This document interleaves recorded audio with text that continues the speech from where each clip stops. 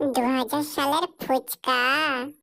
এই তো চলে এসেছে বিল্লুর গরম গরম ফুচকা, খেয়ে যান আর আঙুল চেটে যান। এই ফুচকা ফুচকা ফুচকা ফুচকা, চলে আসুন, 10 টাকায় 10টা ফুচকা। ও ভাই, ফুচকা কত করে? এই তো দাদা, 10 টাকায় 10টা ফুচকা। দিন দিন, আমাকে ফুচকা দিন। ফুচকা একটু ঝাল বেশি করে দেবে। হ্যাঁ দিচ্ছি দাদা, দাঁড়ান একটু। কিছুক্ষণ পর। দাদা, ফুচকাটা কেমন হয়েছে? সেই স্বাদ। এই স্বাদের রহস্য কি?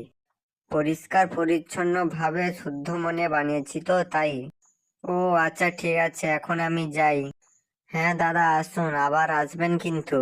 2000 years later। 2050 সালের ফুচকা। এ ফুচকা ফুচকা ফুচকা ফুচকা, বিল্লুর গরম গরম ফুচকা খেতে হয় খা, নেলে ঘরে গিয়ে হালকা মুখে শুবি চল যা। দাদা, ফুচকা কত করে? আরে দাদা, আপনি 50 বছর ধরে কোথায় ছিলে? আমি হলুলুলু গেছিলাম। কথা পরে হবে, আগে ফুচকা দেন। কত করে ফুচকা? দাদা, মাত্র 1000 টাকা পিস। ফুচকা বিক্রি করছো না রাশিয়ান বিক্রি করছো?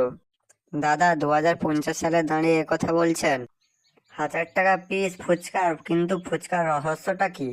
দাদা, এখন পথ চুলকে, নাক চুলকে, বগল চুলকে ফুচকা বানাতে হয়, তাই এত দাম। তোর ফুচকা তুই রাখ, ফুচকা খাবো না। ঘরে গিয়ে রাশিয়ান বউ দুধের চা খাবো। তু পদ মারাকা।